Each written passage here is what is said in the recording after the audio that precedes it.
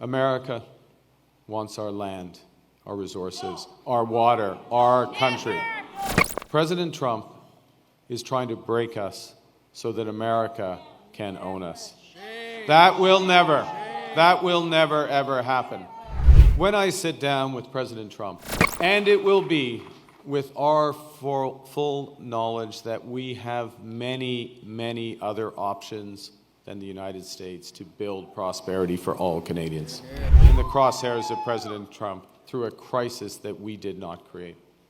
United, we will win this trade war and build the strongest economy in the G7, an economy that works for everyone.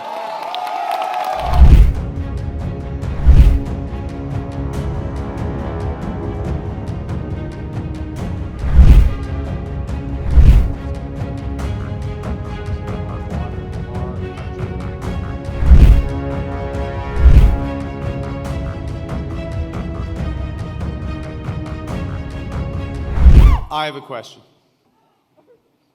Who's ready? Who's ready? Who's ready to stand up for Canada with me?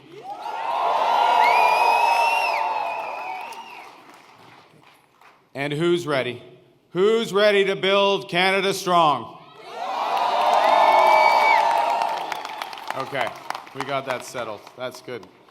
Avant de commencer, je voudrais féliciter les autres chefs de parti, de leur campagne et de tout le travail qu'ils ont fait. Je les remercie pour leur service envers le Canada, maintenant et dans le futur. I want to thank the leaders of the other parties. I want to salute the contribution of Jagmeet Singh. I noticed his remarks. Leading on progressive values. Elizabeth May, who will be returning to Parliament, Yves-François Blanchet. And I want to congratulate Pierre Poilievre on a hard-fought, fair, good campaign, his commitment to the country that we both love.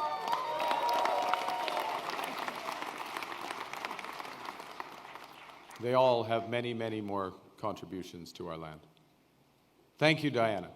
Thank you, Diana, for your work on this campaign. Thank you, Diana, for the commitment and compassion you bring to everything that you do. Tonight simply would not have been possible without you and without the support of our 4 children who inspire me to service every single day.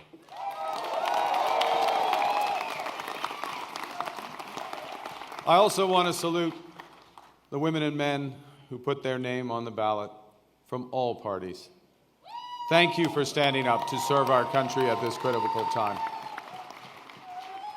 And for those who were elected, particularly those Liberals who were elected, I am looking forward to working together to deliver for Canadians. This says, Bruce. And Bruce, yes, Bruce Vanjoy. I'm looking forward to working with Bruce Vanjoy.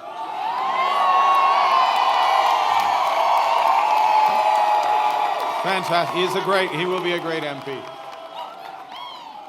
We're going to have fun tonight. Yes, we're going to have fun.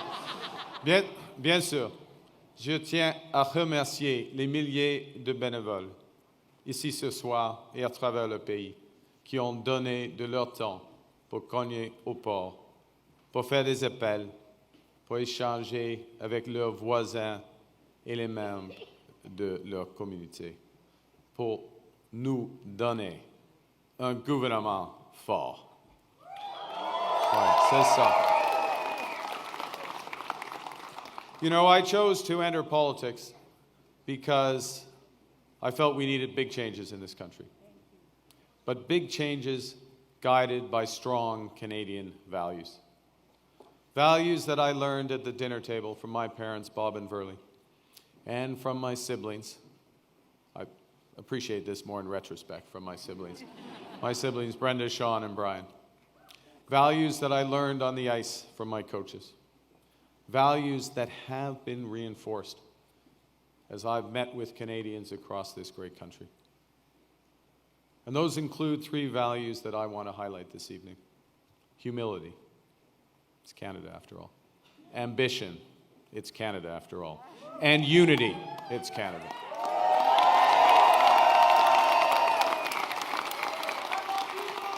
I love you. Right back, right back. These are good values. These are Canadian values. Values that I will do my best. I'm just getting worked up here. These are values that I will do my best to uphold every day as your Prime Minister. You betcha. Okay, well, you have to judge after this next section because I am going to begin with the value of humility and by admitting that I have much to be humble about. It's true. Over my long... that's not an applause line, it's just a statement of fact. Over my long career, I have made many mistakes, and I will make more. But I commit to admitting them openly, to correcting them quickly, and always learning from them. You know, humility underscores the importance of governing as a team in cabinet and in caucus, and working constructively with all parties across Parliament, of working in partnership with the provinces and the territories, and with Indigenous peoples. And at this time, it underscores the value of bringing together labor, business, civil society, to advance the nation-building investments we need to transform our economy. Humility is also about recognizing that one of the responsibilities of government is to prepare for the worst, not hope for the best. As I've been warning for months, America wants our land, our resources, our water, our country. Never. But these are not idle threats. President Trump is trying to break us so that America can own us. That will never ever happen. But we also must recognize the reality that our world has fundamentally changed. There is also, for me, as I stand before you this evening, humility in recognizing that, well, many have chosen to place your trust in me, trust in the Liberal Party. Millions of our fellow citizens preferred a different outcome. And my message to every Canadian is this: no matter where you live, no matter what language you speak, no matter how you voted, I will always do my best to represent everyone who calls Canada home.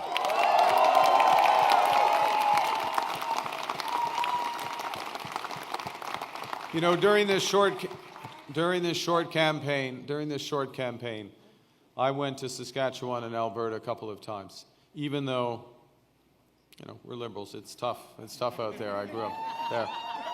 But I went because I intend to govern for all Canadians.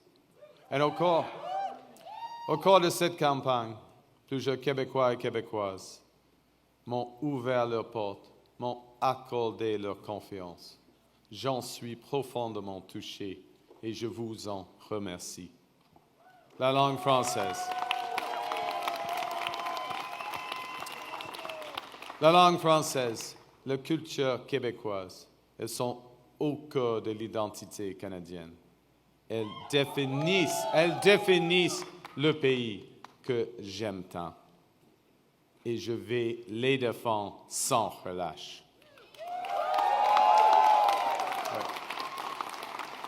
Avec la forte équipe de députés québécois que vous venez d'envoyer à Ottawa, nous allons faire en sorte que le Québec continue de prospérer au sein de Canada fort. Hey. Et que vous soyez un travailleur des sables bitumineux à Fort Mac, une infirmière de Joliette ou un comptable de Toronto. Il y a plusieurs comptables à Toronto. Mon gouvernement va travailler pour vous tous. So, as we come here after this most consequential election, let's put an end to the division and anger of the past. We are all Canadian, and my government will work for and with everyone.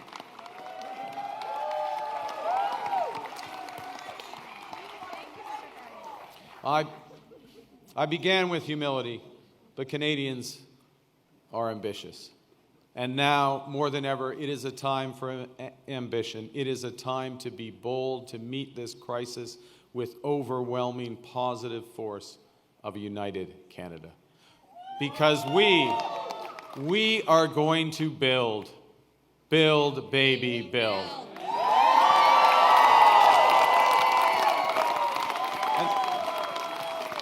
Exactly. Throughout, we're building now. We've gotten over that bit. Throughout our history, there have been turning points. Throughout our history, there have been turning points when the world's fortunes were in the balance. That was the case at the start of the Second World War, just as it was at the end of the Cold War. And each time, Canada chose to step up, to assert ourselves as a free, sovereign, and ambitious nation, to lead the path of democracy and freedom, and, because we are Canadian, to do so with compassion and generosity. We are once again at one of those hinge moments of history. Our old relationship with the United States, a relationship based on steadily increasing integration, is over.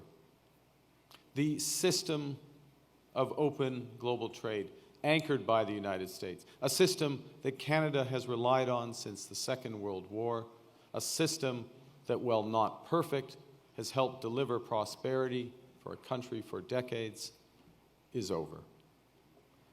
These are tragedies, but it's also our new reality. We are over the shock of the American betrayal, but we should never forget the lessons. But you're going to take us forward. We have to look out for ourselves, and above all, we have to take care of each other.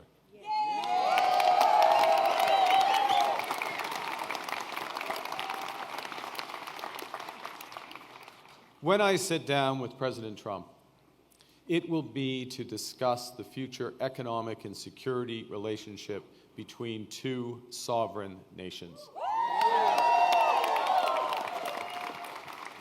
And it will be with our full knowledge that we have many, many other options than the United States to build prosperity for all Canadians. Nous allons renforcer nos relations avec des partenaires fiables en Europe, en Asie et ailleurs. Et si les États-Unis ne veulent plus jouer un rôle de premier plan dans l'économie mondiale, le Canada le fera. We will lead, not the Americans. Nous sommes maîtres chez nous. Nous allons bâtir des millions de logements, une superpuissance énergétique, de bonnes carrières dans les emplois spécialisés et une seule économie canadienne, pas 13. We will chart a new path forward because this is Canada and we decide what happens here.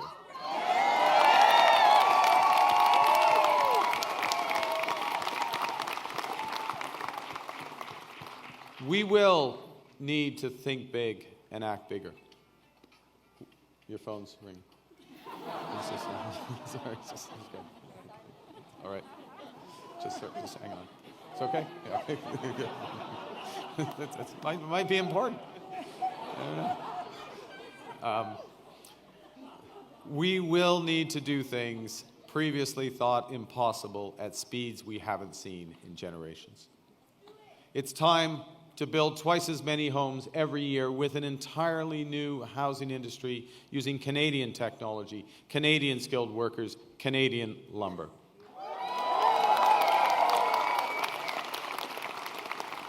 It's time to build new trade and energy corridors, working in partnership with the provinces, territories, and Indigenous peoples. It's time to build hundreds of thousands of not just good jobs, but good careers in the skilled trades.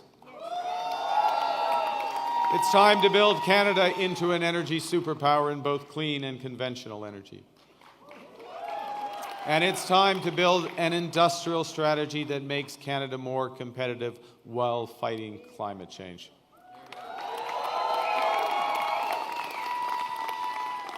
We will build one Canadian economy, not 13, with a government committed to free trade in Canada by Canada Day. The point is that we can give ourselves far more than the Americans can ever take away. But even given that, I want to be clear. The coming days and months will be challenging, and they will call for some sacrifices. But we will share those sacrifices by supporting our workers and our businesses. Les défis devant nous sont intimidants, et c'est normal. Les grands changements, comme ceux que nous vivons, sont toujours inquiétants. Nous avons beaucoup de chemin à faire, mais j'ai confiance. J'ai confiance en vous. J'ai confiance au Canada.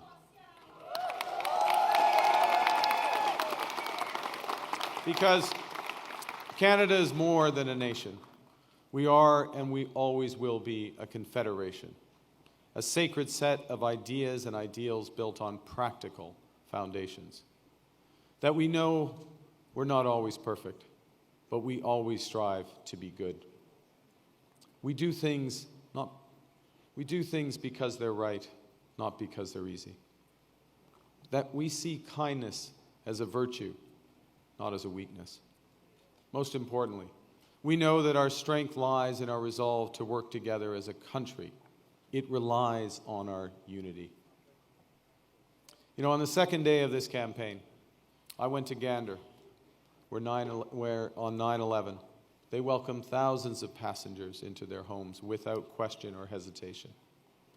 I sat down with two of the many heroes of the time, Diane Davis and Beulah Cooper. And during our conversation, they showed me a thank you card that they'd received from a young girl called Ellie, who wrote, "Your kindness motivates me to use my kindness." That touching phrase captures what Canadians instinctively know, that virtue is like a muscle that grows with its exercise. We become just by doing just acts, brave by doing brave acts. When we are kind, kindness grows. When we seek unity, unity grows. When we are Canadian, Canada grows.